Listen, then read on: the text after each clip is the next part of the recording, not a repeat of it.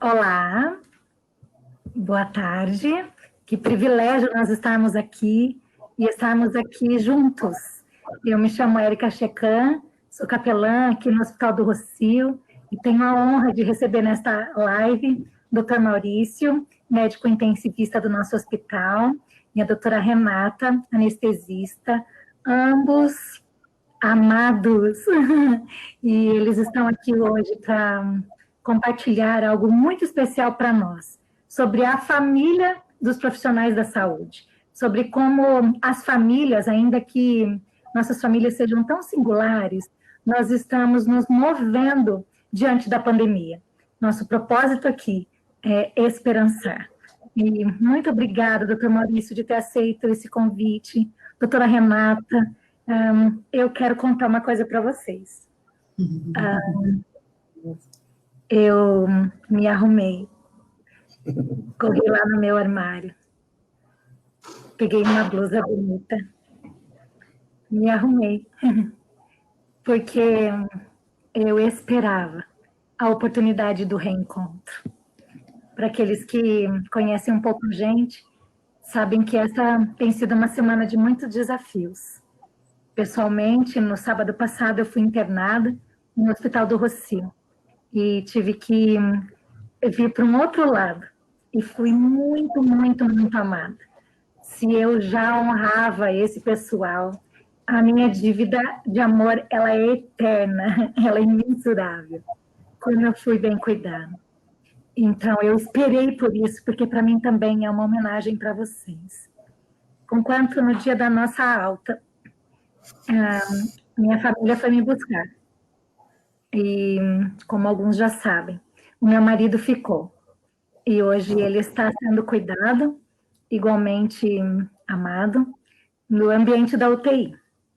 E quando eu estava me arrumando para estar com vocês, eu me lembrei de uma história que fala justamente de reencontros. E eu queria dedicar essa história para sua família, doutor Maurício, e para a família de todos que estão nos assistindo. Queria dedicar para os amigos, porque esse isolamento, esse distanciamento, obviamente, ele nos convida a refletir sobre as pessoas que nós mais amamos na vida. E eu quero dedicar para vocês essa história. Tem lencinho de papel por aí, se você tiver. Querem dar uma boa tarde para o nosso pessoal e aí eu conto a história. Boa tarde a todos, é um grande prazer estar aqui. Poder compartilhar um pouco do que está sendo a UTI lá já há 3 meses com o Covid. Nós começamos, foi a primeira equipe que começou, e muita história de pacientes, familiares, e principalmente os profissionais, todos eles ali se dedicando, né? Eu estava conversando esses dias com um grupo e eu acho que o profissional de saúde está reconquistando o lugar dele de direito. Porque tantas vezes a imprensa mostra a enfermeira que não tratou bem, o médico que cobrou alguma coisa, mas generalizam. E o que eu tenho visto é o que eu sempre acreditei. Pessoas que, mesmo com medo de ficar doente ou de morrer, mesmo com medo de levar para os seus entes queridos, em momento algum ofereceu-se valores diferenciados para fazerem isso. Eles simplesmente aceitaram o desafio, esquecendo deles, da família, seja o que for, para tratar do seguindo os passos de Jesus Cristo, né? Que curava tantas pessoas. Esses profissionais têm sido uma honra para mim trabalhar com eles, e espero não ter ninguém, mas inclui todos: médicos, enfermeiros, fisioterapeutas, pessoal da farmácia, limpeza, laboratório, autista, todos ali engajados com um único propósito: fazer bem ao próximo. Que lindo. Que lindo. Renata, quer dar um olá para o pessoal? E quero agradecer as pessoas que estão doando um pouquinho do tempo para acompanhar essa live. Tomara que o Espírito Santo nos dê sabedoria. Momento seja um momento especial, uma experiência bacana para todo mundo que está doando um pouquinho do seu tempo para acompanhar a gente aqui. Que legal. Eu não quero o clínico do Rocio, né? Mas a capelania desse hospital faz um trabalho tão incrível, assim. Apesar de eu não participar do corpo clínico, eu fui abraçada por uma família. Então, eu não sou do corpo clínico, mas eu me sinto da família do Rocio. Acho que esse é um dos de estar aqui do lado. Então vamos lá, eu quero dedicar uma história, a história da menina e do pássaro encantado, do Rubem Alves. Eu não vou ler o começo, senão só o finalzinho. Na verdade, Rubem Alves escreve para as crianças que, segundo ele, estão dentro de nós. E por isso ele vai mexer com o nosso imaginário. E vai falar sobre a relação de uma menina com um pássaro. Um pássaro que, segundo ele mesmo, ele era encantado. E ele era encantado porque ele trazia em suas penas cores dos lugares que ele visitava, dos lugares para os quais ele voava, e ele voltava até a menina trazendo as suas histórias. E com as suas histórias, as penas ficavam de cores diferentes. E era muito bonito. Ele chegava e começava a contar das singularidades dos locais, das experiências, das pessoas, e a menina ia bebendo, se alimentando daquela experiência, até que ele precisava ir embora. E toda vez que ele partia, ela se quebrava por dentro. Era muito difícil esse momento de estar sem o pássaro encantado. Até que numa dessas idas dele, e ele estava demorando a voltar, ela então teve uma ideia extraordinária. A ideia era fazer uma gaiola. E então prender aquele pássaro, porque aí ele não ia mais ficar viajando e ela não ia mais sofrer. E foi o que ela fez. Ela comprou uma gaiola linda, uma gaiola de prata, muito bonita, confortável. E quando o pássaro chegou de sua última viagem, ele começou a contar as histórias e dali a pouco adormeceu. Então ela prendeu o pássaro. Quando ele acordou no dia seguinte, ele estava meio fraco. E ele disse: menina, o que é que você fez comigo? Por que você me prendeu? E então ela explicou o quanto ela sofria com a saudade. Ele disse a ela: o meu encanto vai acabar, porque, de fato, eu preciso ser livre para ir e para voltar. Mas a menina achou que ele estava só fazendo fita, e os dias foram passando, e aqueles penachos foram caindo, o pássaro foi ficando sem cor de vida, e foi parando de falar e de contar das suas histórias.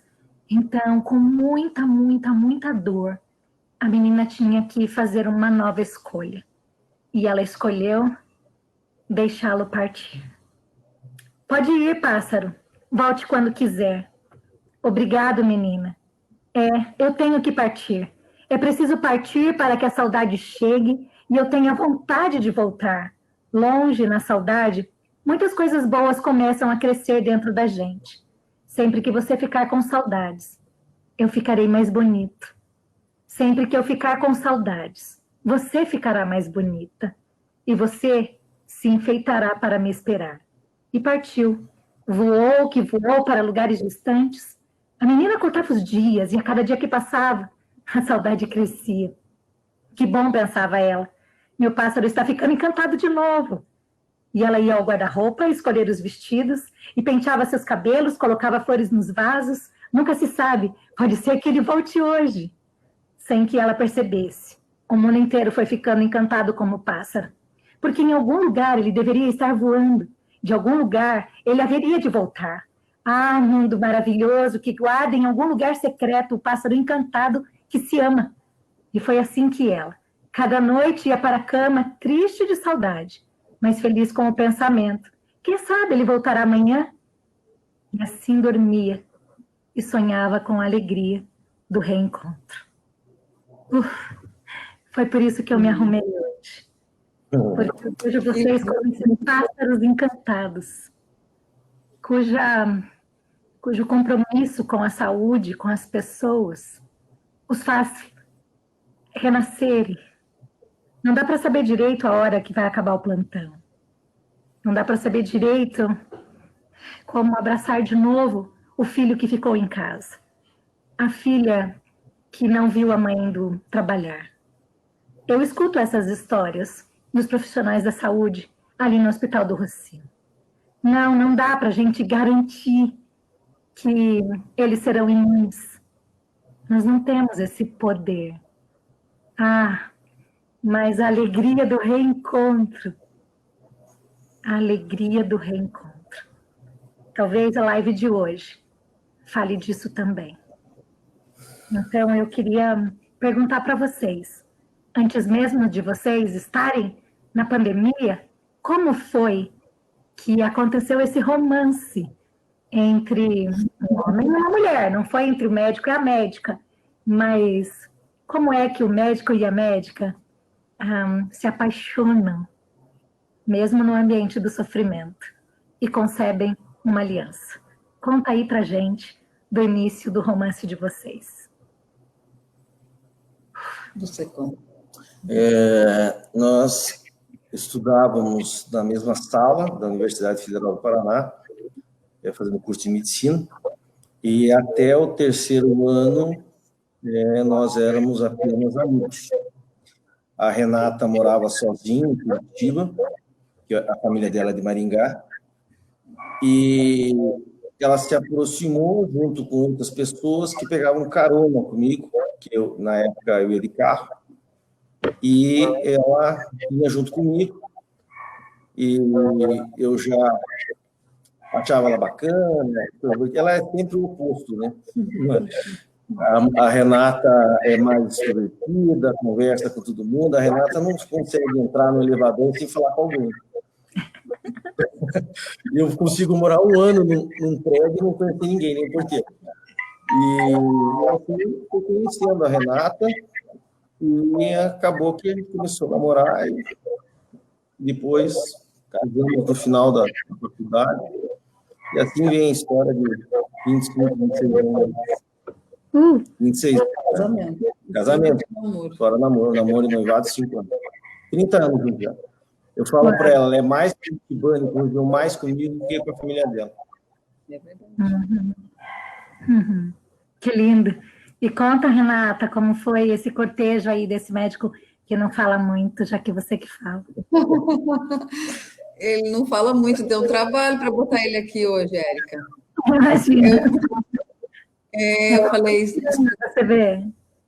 Né? Eu falei, meu Deus, como você vai falar não para a Érica? Ela não pode receber um não, porque, Érica, de verdade, do fundo do meu coração, para você estar aqui hoje, né? Com toda a situação que você viveu essa semana, você acabou de falar do seu marido, e você está aqui, e ainda está sorrindo, leu uma passagem lindíssima para a gente, foi se arrumar. Então, meu Deus, não tinha como o Maurício falar um. Aí eu vim aqui para agregar, né?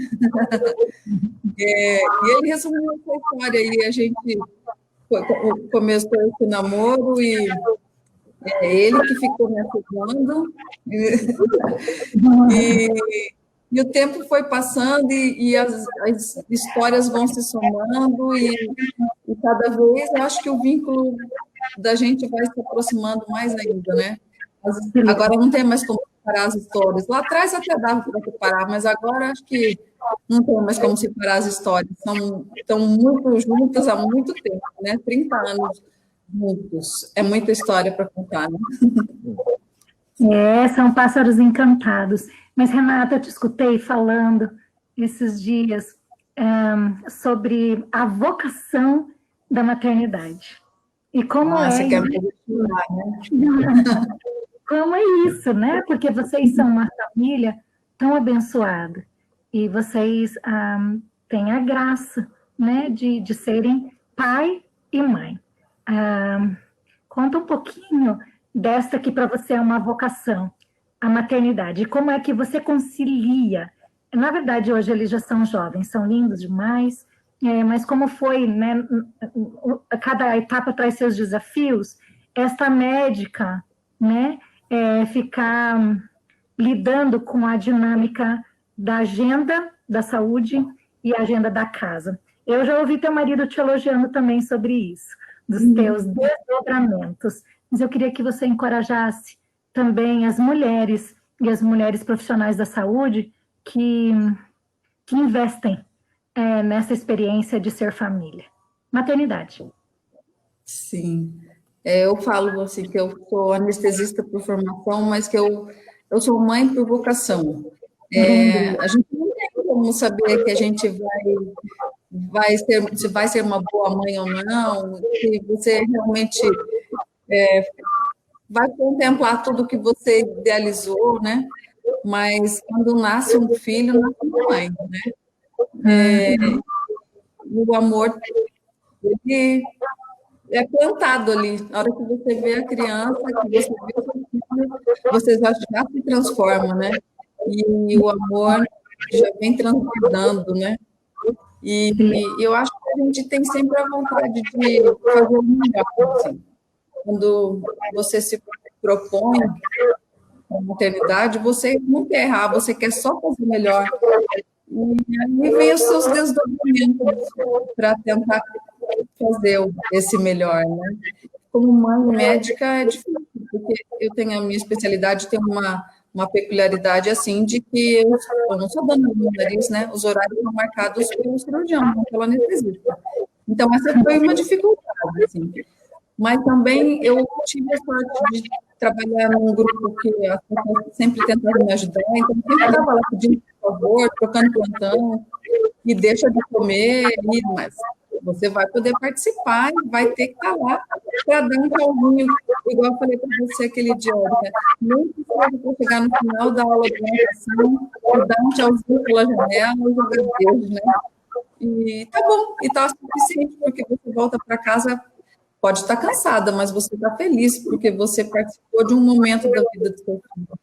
E assim, várias coisas, várias situações, né? Escolha, musicalização infantil, cantava no final da música, um abraço, um beijo. Era assim, vou pedir para o Maurício falar, vai se para tocar a caixinha do arroz, não era um instrumento, era um mas tudo aquilo trazia de significado era muito maior do que aquele momento da música da caixinha de arroz, né? Era um abraço do final, era um momento nosso, assim. E foi muito bom, foi muito bom. Eu acho que se você for ficar realmente analisando, como que eu vou conciliar a vida profissional, né? E com a maternidade, com a casa. É fácil porque você vai fazer o seu melhor. Você vai dar o jeito de estar em todos os lugares que você puder e você vai conseguir. Então, não precisa se amedrontar e não se assustar, não. Para a gente foi muito difícil, porque o Maurício não tem um parente de vivo. O Maurício, um esquema de plantão, assim, sempre 12 horas de plantão, né? Eu não tenho a minha família aqui. Então, a gente não tinha uma rede, assim, de ajuda, né? Mas, olha, até para isso, a gente colocou dentro da nossa casa, uma semana antes da minha filha nascer, uma pessoa que eu congratulo por ela, que ela ficou 16 anos trabalhando aqui e contribuindo em todos os momentos. Então, assim, Deus dá um jeito de prover as coisas e a gente tendo boa vontade e amor que não vai voltar, acontece tudo do jeito dos planos de Deus.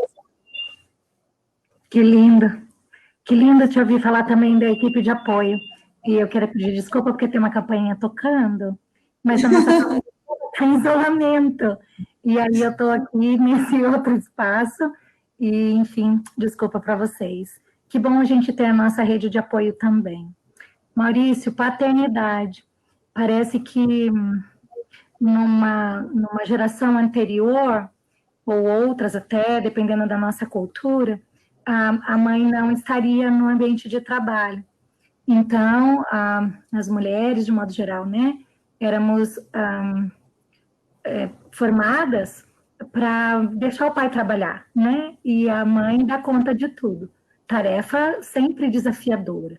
Agora, vocês dois serem também colegas de trabalho, como é isso para você, né? Dar uma olhadinha, não é confessionário, mas para falar dessa experiência de conciliar, né? O ser pai, um ser homem, um ser marido e ser profissional também. Claro que você não é perfeito, por isso é que nós estamos aqui te escutando, porque a sua humanidade, ela nos aproxima. Para a Renata, dá para ver brilho no olho, falando de maternidade. Eu vi esse brilho também daqui, quando você começou a falar do romance. Conta para a gente agora do desafio da paternidade. Olha, primeiro que eu sempre... Hoje em dia falam-se muito dos jovens, converso com eles, falam muito em não ter filho, né? E confesso que eu nunca me passou isso pela cabeça. Tá? Eu até gostaria de ter mais, mas hoje em dia tem algumas limitações, principalmente financeiras, que não dá, né? Para você dar tudo que você necessita dar para um filho. Então, mas pelo menos o casal a gente teve. Sempre sonhei em ter filho, inclusive eu falava, a gente com a inexperiência, né? A gente fala certas bobagens, e eu falava para a Renata, quando eu namorava a Renata, que eu queria ter filhos, que se eu não tivesse meus filhos, seria um grande castigo para mim. Só que eu nunca pensei no lado dela, né? E se ela não pudesse ter filho? Eu ia ser um grande castigado, então. Porque como a gente é inexperiente, às vezes, em falar algumas coisas. Então, eu sempre quis ter filhos. É o que ela falou, toda criança nasce igual, a nossa não. Né? Todos têm aquela carinha inchada, carequinha, você não diferencia, mas o teu é especial. Quando eu falo, quando nasce, você é tocado de alguma forma, porque é um amor instantâneo, né? Um amor que chega naquele instante. Você olhou, é aquele pedacinho de gente que só sabe chorar, totalmente dependente de você, mas que você já ama profundamente, e que você daria a tua vida. Foi difícil, como a Renata falou, eu não tinha família aqui, mãe, pai, morto, tudo. A família dela longe, nós dependendo, entre aspas, de estranhos, né? Porque, na verdade, é o que ela falou, eu acho que Deus encaminha de acordo com a tua necessidade, são anjos, são escolhidos que te ajudam, né? Como foi a casa da Áurea, como é o caso da Dina, o pessoal está aqui até hoje com a gente. E nós tivemos difícil conciliar medicina e casa e família, né? Nós conversamos muito, eu e a Renata, e primeiro assim, a médica, mãe, ela sofre mais. Fala para a Amanda pensar bem como que vai ser esse planejamento, né? Porque, na minha cabeça, eu não poder ir no colégio, porque hoje eu entregar um papelzinho para mim, eu aceitava. Que bom poder ter mais um recurso aqui para a gente terminar esse tempo especial nosso. Essa live, ela tem um conteúdo aqui para mim tão forte, sabe? Você que estava ali nos acompanhando, pensar que na semana passada nós estávamos aqui e horas depois eu estava sendo internada e podendo estar aqui como paciente no Hospital do Rossio. Depois desse tempo de internamento, tendo meu marido lá no Hospital do Rossio internado numa das UTIs, estar revigorada. Dar esse tempo nosso juntos. Olá! Ai, que coisa mais linda a gente poder se reencontrar. Foi assim o início da nossa live. Eu contei ali no Face, Dr. Maurício, doutora Renata, um pouquinho, uma síntese, né, do nosso roteiro juntos, e falei da história daquela menina que acordava com a expectativa do reencontro. Quando nossa assessoria aqui mostrou que os últimos 10 minutos estávamos só a gente. No meu coração, aquela mistura, porque há coisas que de fato são públicas, mas há alguns mistérios que são da intimidade, não é? Então eu me senti tão honrada de ouvir vocês, de ouvi-lo, doutor. Acho que os 2 últimos conteúdos que a gente vai resgatar um pouco, eu contei um pouquinho lá para eles, eles falavam justamente da fé, da experiência de Deus conosco no contexto da família e a experiência de você, enquanto médico, ter dito sim para o chamado de ser o nosso coordenador da primeira UTI COVID do Hospital do Rocio. Em meio à pandemia e aos desafios, como chega esse pai, este marido em casa e apresenta a notícia, e você dizia para a gente que você deu a notícia como se você fosse um paciente em terminalidade, com uma previsibilidade, né, de 3 meses de vida, e aí a família precisa responder, esta mulher, né, tem que lidar com a hipótese da viuvez, que a gente nem sabe direito como é, né, que se morre, né, de Covid, cada caso é um caso, ter que lidar de novo com a experiência de olhar para casa, para a família, e agora, para onde nós vamos? Se correr o bicho pega, se ficar o bicho come, conquanto você tem uma experiência com Deus. E você assume uma postura própria daqueles que andam com Deus. Então, conta um pouquinho pra gente, doutor, da vovó com açúcar. Primeiro, quero que você ponha na rua esse menino aí que está te dando apoio, que deixou 10 minutos a gente falando. Nós estamos mal assessorados com os meninos, com os nossos. Eu quero honrar eles, né? Esses nossos filhos, eles fazem tantas coisas por nós. A gente aqui não domina direito. Também queria agradecer, então, o João e a Amanda, que estão na assessoria do lado de lá, daí, né? E o Davi e a Silvia do lado de cá. Mas, enfim, que bom que a gente vai poder te ouvir mais uma vez. Então, sobre a minha fé, né?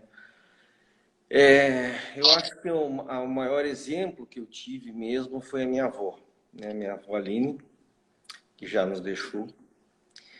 Ela era uma pessoa de muita fé. E até eu estava contando a passagem que quando eu era pequeno, ela tinha assim, até falando mais, eu fui o único neto homem e o primeiro, né? Depois veio um monte de mulherada atrás. Então ela tinha uma ligação muito forte comigo. Até diziam que eu era o preferido da vovó, tiravam um sarro de mim.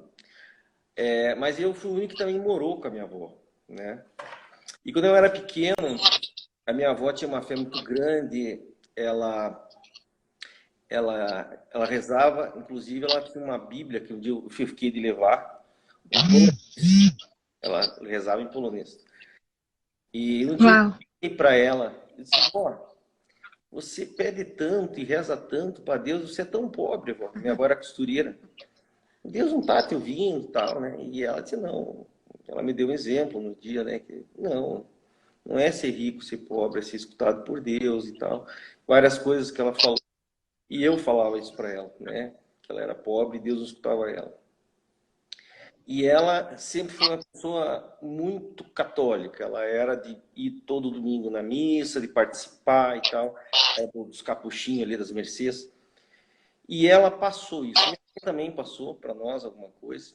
Mas confesso que a minha família não era assim, família que eu digo depois dela, pai e mãe, assim, de todo domingo na missa. Eu não fui coroinha, nada disso. Mas sempre tive uma fé muito grande. E momentos difíceis da vida, quando você tem vontade de quebrar tudo à tua volta, eu sempre me recolhia para o meu Deus, para a minha Bíblia, para ler meus salmos, que ali eu sempre encontrei as respostas por que estava acontecendo, a conduta.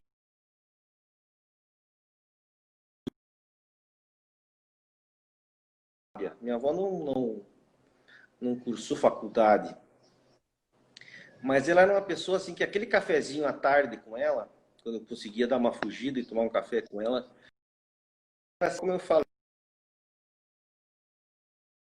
né? Ela era minha mãe com açúcar. Ela era, ela me apoiava em tudo e quando eu tinha algum problema, em meia dúzia de frases, ela simplesmente tirava um fardo das costas da gente e a gente acabava se sentindo até ridículo em estar tão preocupado com uma coisa que depois de falar com ela parecia tão pequena. Então, acho que o meu maior referencial de fé mesmo foi a minha avó. Ela Que lindo.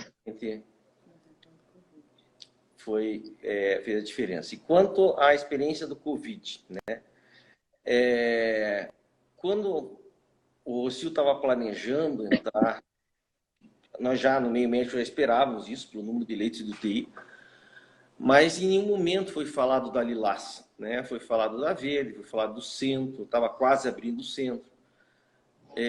Falou-se uma coisa azul e no fim veio de forma definitiva para a Lilás. E quando veio o doutor Eduardo, o doutor Kenji conversaram comigo, já disseram, ó, tá para abrir, já começaram a treinar o pessoal. Era uma coisa de 2, 3 dias, já está começando a receber os primeiros pacientes.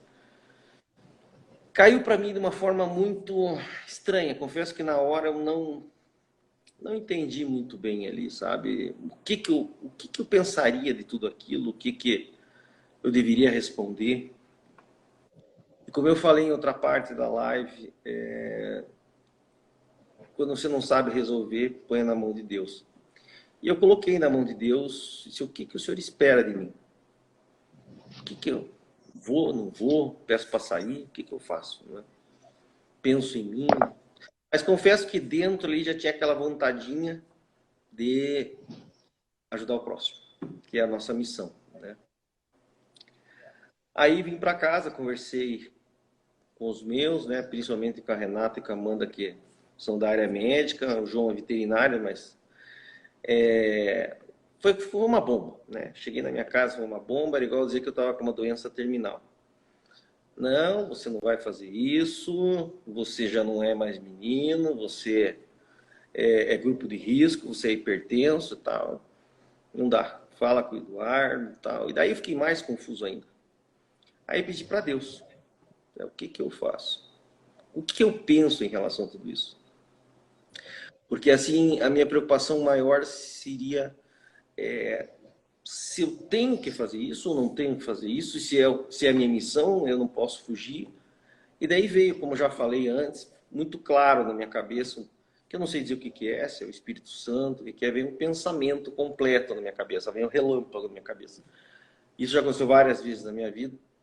E justamente quando eu não estou pensando no assunto. Não é quando eu estou pensando e daí veio. Não, eu estava fazendo outra coisa, daqui a pouco apareceu.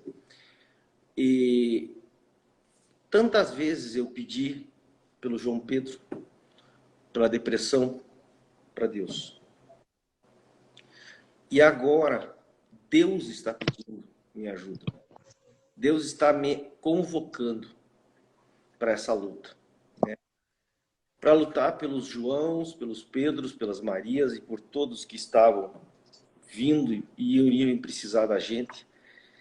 E não é possível que em 25 anos de UTI eu não tivesse nada para acrescentar no tratamento deles, já que era uma doença nova e todos estavam começando um tratamento, começando uma abordagem médica, que ninguém sabia exatamente o que fazer.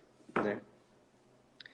E também me passou, nesse mesmo pensamento, que se Deus quisesse apenas a minha morte, apenas me afastar da minha família, ou me chamar, não precisava dar tanta volta, né? Vir uma pandemia, um vírus, me pôr para trabalhar, era simplesmente deitar e não acordar. Ou acontecer algo na estrada, lá uma carreta pegar meu carro, estou há 20 anos fazendo isso. Era bem diferente a história. Deus estava me convocando para ajudar o soldado dele, né? E eu acredito que todos nós que estamos lá, né? Todos nós, de alguma forma, recebemos um chamado. Esse chamado foi uma convocação para o exército, para lutar contra esse vírus, contra tudo isso que está acontecendo aí. Então foi assim que me clareou assim o que eu deveria fazer, que caminho tomar. E graças a Deus, já 3 meses lá e que agora não vou pegar isso aí, porque Deus não quer isso para mim. Uhum. Foi assim. Uau. Fala a tua versão, Renata. Como é chegar bem em casa com esse convite? Não foi fácil também, não. Quando ele chegou, a gente não estava esperando que fosse a UTI dele ainda. E aí, quando ele foi convocado para uma reunião, veio com essa notícia. Para mim, assim, foi como se eu tivesse recebido a notícia de morte. Assim, para falar a verdade, assim, no primeiro dia eu vivi como se fosse um luto, assim, porque eu achava que aquele chamado era o chamado de Deus, assim. Comecei a imaginar como que seria a minha vida, passou essas coisas assim na minha cabeça. E aí eu conversei com o Maurício, falei qual que era a minha preocupação, até a minha família ofereceu ajuda financeira, né? A gente tem os compromissos financeiros, faculdade dos filhos, para o Maurício sair do trabalho. E aí, Maurício, você já é mais velho, você é hipertenso, é bem nutrido. Não sei se é uma boa você ficar, né? Aí ele falou isso que ele contou agora. Ele falou para mim: eu acredito que Deus tem um propósito, né? Se ele colocou isso no meu caminho, é porque talvez eu com esse tempo de UTI que eu tenho, talvez eu tenha algo para fazer para as pessoas que forem encaminhadas até, né, para UTI lá, aos meus cuidados, né?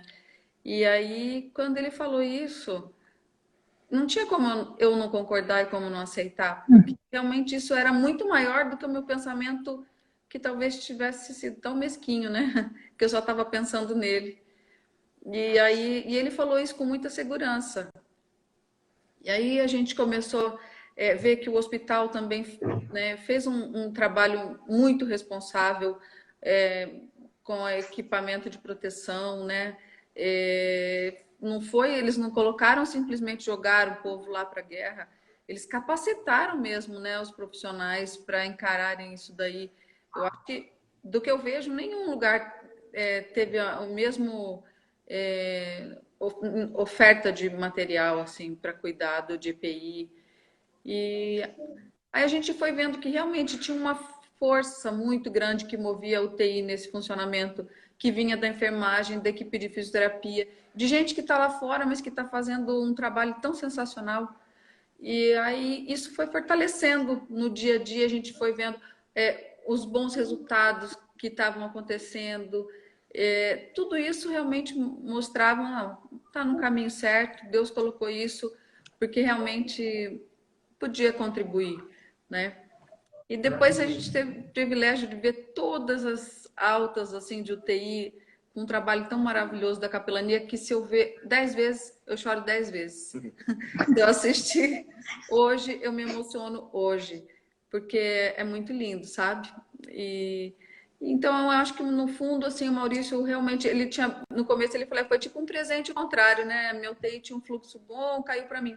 Não, acho que foi um presente. O Maurício está tendo reconhecimento profissional que às vezes não teria em uma outra ocasião, né? Que realmente eles estão podendo fazer um trabalho legal e acaba sendo um privilégio até, sabe? Não sendo hipócrita, mas é até um privilégio de poder dar alguma coisa para as pessoas. Gente, eu tô amando escutar vocês, amando. E agora, aqui no Insta, algumas pessoas começam a falar. Deixa eu contar. Olha só esse recadinho aqui. Não vai valer vocês se expressarem, eu só vou ler, tá bom? Cadê? Um tal de Jacob Checan disse assim: olá, casal. Glória a Deus. Tá lá todo articulado. Sheila Roberta Domingos, amo este casal. Várias pessoas aqui acenando um monte de, né? Acenando, porque estão aqui junto conosco. Coisa mais linda. Nós podemos contar os nossos dias com sabedoria, como falamos que o próprio salmista, né, Moisés, vem e faz uma oração. Deus ensina a gente a contar. E parece que isso tem a ver com esperançar. A maneira como nós olhamos para a vida e vemos Deus junto conosco na vida. E quando nós podemos contar a vida sobre a perspectiva da companhia, da presença, do propósito de Deus, transcende. De fato, a gente não fica no controle, mas a gente se sente seguro. Então, eu queria ir caminhando para esse nosso final, uma palavra de vocês para as famílias dos profissionais que estão atuando, né? Seja na linha de frente do próprio Covid, ou em todos os ajustes. O Hospital do Rossio, pelo menos, é o que eu conheço, mas a Renata também, e tantos outros, né, no mundo, passamos por uma nova dinâmica de trabalho. Mudou, para todo mundo mudou, né? Com ganhos e perdas, obviamente, queria que vocês dessem uma palavra de esperança para as famílias dos profissionais da saúde. Então, é com vocês esse momento de esperançar. Pode ir você. O primeiro, sem falsa modéstia, todo o trabalho que a Lilás fez, claro que não foi só vitórias, né? Tivemos também baixas, graças a essa equipe. Não tem como citar só nomes, nem especialidades, mas como eu falei, todos, enfermeiros, fisioterapeutas, equipe médica, pessoal da manutenção, pessoal da limpeza, pessoal da farmácia, todos é uma história para contar, sabe? Porque todos aceitaram o desafio sem... Eu não tive uma pessoa que dissesse assim, eu não vou, obrigado, mas eu me ponho em outro setor. Todos prontamente, enfermagem, a doutora Pamela, que também é incansável ali do meu lado, me ajudando, se preocupando comigo, minha irmã lá dentro, como outros médicos, doutora Isabela, todos, doutor Lucas. Não vou citar nomes, senão vou ser injusto com alguém. Primeiro, um privilégio trabalhar com todos eles. Segundo, muito bacana eles estarem resgatando de novo esse lugar de direito do profissional de saúde, que é uma pessoa que está lá sem outros interesses. Está lá simplesmente pelo amor ao próximo, seguindo o que Jesus Cristo fazia, né? Curar pessoas. Então, primeiro, um grande privilégio isso daí. Segundo, para as pessoas que estão lá, compartilhando um pouco da minha fé, eu acho que somos como Jó, nesse momento. As dificuldades estão vindo desde o começo. Dificuldade de tratar, dificuldade para ventilar. Agora nós temos dificuldade de medicamentos no mercado. Mas a fé tem que continuar em alta. Se isso é do mal, se é do inimigo, eu não sei, né? Não tem como dizer. Mas a nossa fé está sendo botada à prova. Então, o que eu digo para os profissionais de saúde claro, se cuidem, né? Mas é muito bonito o trabalho que estão fazendo e tenha muita fé. Porque Jó foi testado e depois veio tudo em dobro para ele, né? Então, eu considero que nossa fé está sendo testada.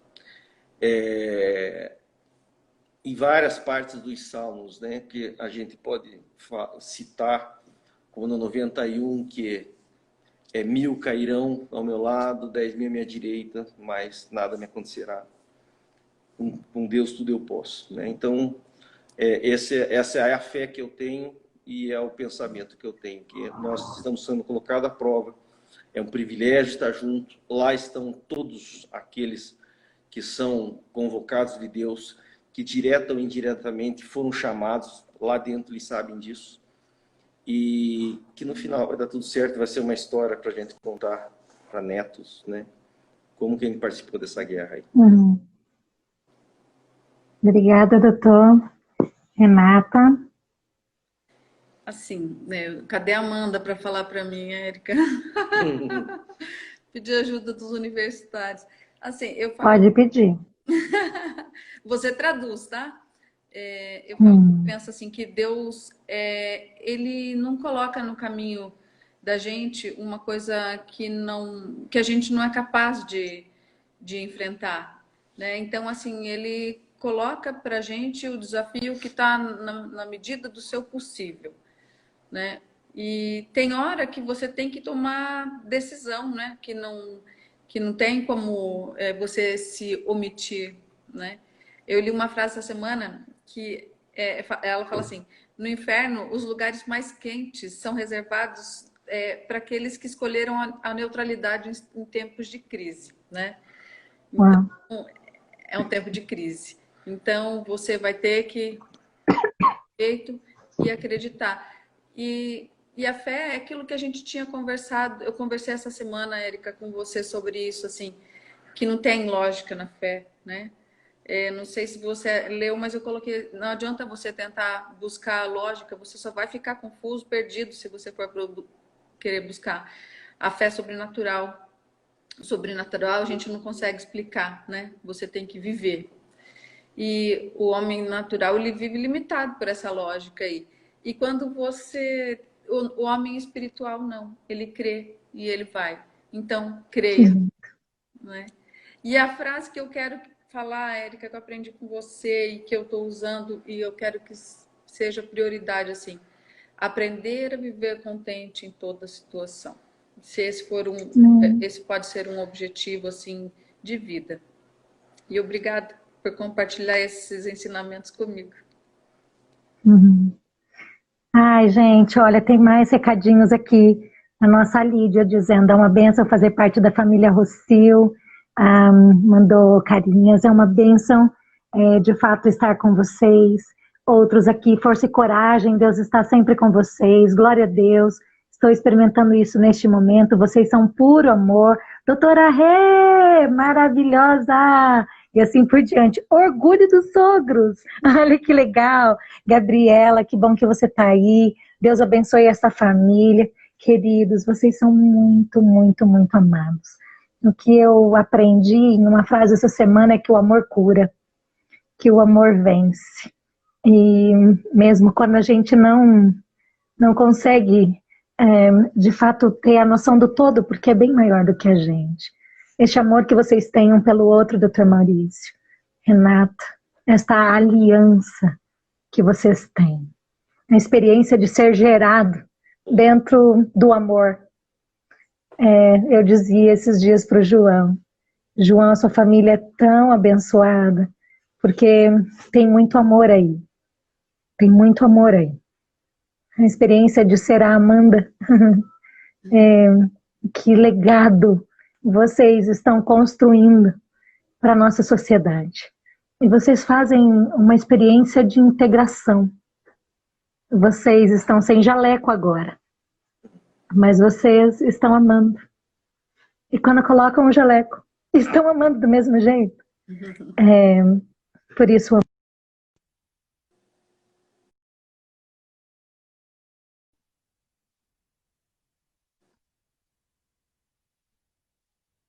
então, para vocês e para a família de vocês.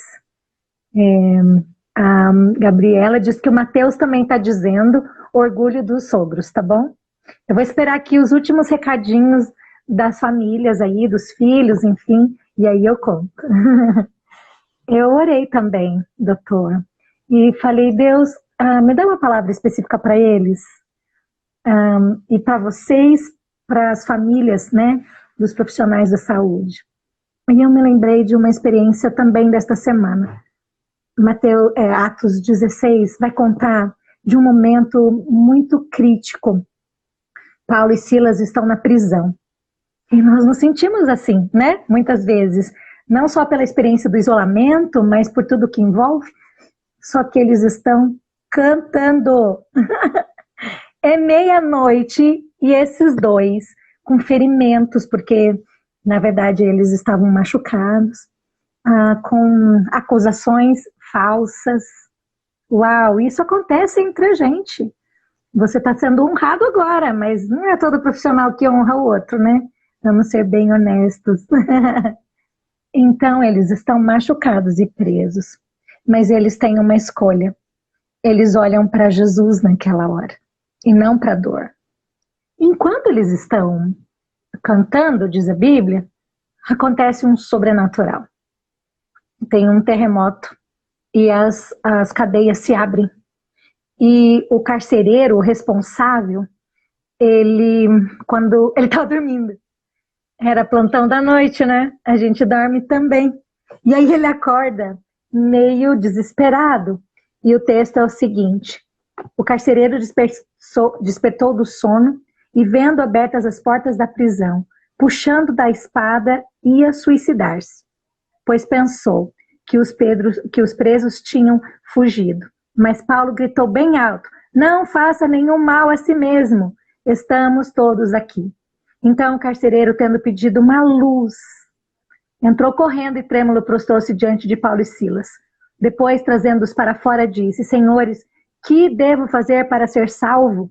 Eles responderam: creia no Senhor Jesus e você será salvo. Você e toda a sua casa. Você e toda a sua família.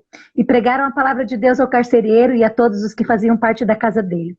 Naquela mesma hora da noite, cuidando deles, lavou-lhes as feridas dos açoites. Logo a seguir, ele e todos os membros da casa dele foram batizados. Então, levando-os para sua própria casa, deu-lhes de comer e, com todos os seus, manifestava grande alegria por ter crido em Deus. Agora não é hora do sermão, mas eu queria fazer uma analogia rápida. Quantos, neste momento, se desesperam? E assim como o carcereiro, querem tirar a própria vida. Nós nos matamos em tantas dimensões. E uma delas, na dimensão familiar. Até por causa dos idealismos. Mas então, a gente tem a oportunidade do sobrenatural. E aí podemos experimentar salvação. E salvação vem de saúde. No original, saúde é salvação. É por isso que alguns de vocês dizem algo do tipo: ei, vamos salvar mais alguém hoje? Essa missão de salvar. Salvar tem a ver com saúde. E chega a saúde. Não só para o carcereiro, não só para o profissional. Chega para a casa toda. Eu queria anunciar isso mais uma vez. Em meio à pandemia, para você que é profissional da saúde, que está nos ouvindo, tem salvação para sua casa. Tem saúde para as pessoas que você ama. Isso é maravilhoso demais. E essa salvação e essa saúde nos move para cuidar. Porque o carcereiro passa a lavar as feridas dos açoites. Passa a cuidar daquilo que estava doendo. Eu vejo profissionais da saúde cuidando um do outro. Eu vejo médicas se importando uma com a outra. Eu vejo médicos sensíveis para que o outro fique bem. O que são essas trocas de plantões? O que são os suportes? O que são as orações? Eu estou vivendo isso com vocês. Nossos grupos de oração, nossos movimentos, esta live mesmo. Mas sabe o quê? Isso atinge as nossas Amandas e os nossos Joãos, Pedros. Sim. A salvação chegou na nossa casa. E eu quero abençoar vocês, mais uma vez, para que vocês experimentem toda esta alegria. A salvação chegou. Em nome do Pai, do Filho e do Espírito Santo de Deus.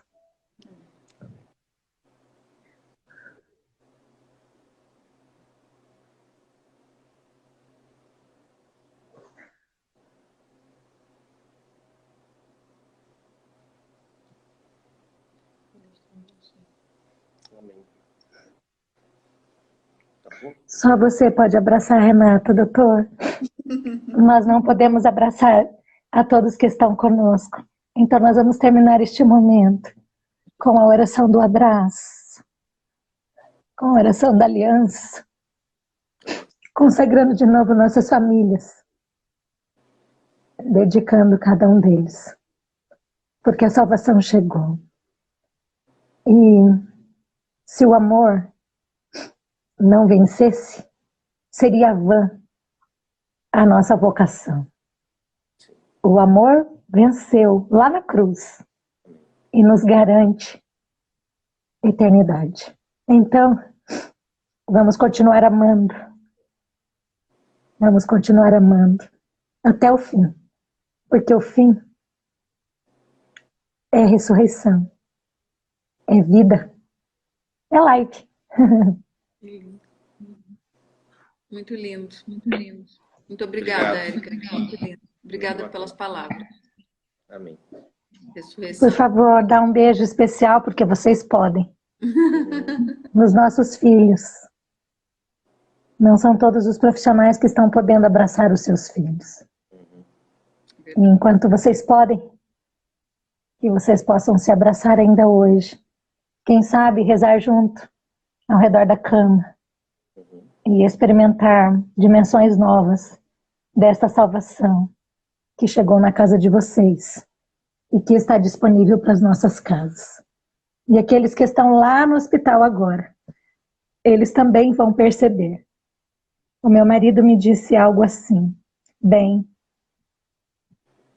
eu estava ouvindo vozes, eu tinha uma sensação de ver muitas pessoas aqui perto, e eu não sabia o que era.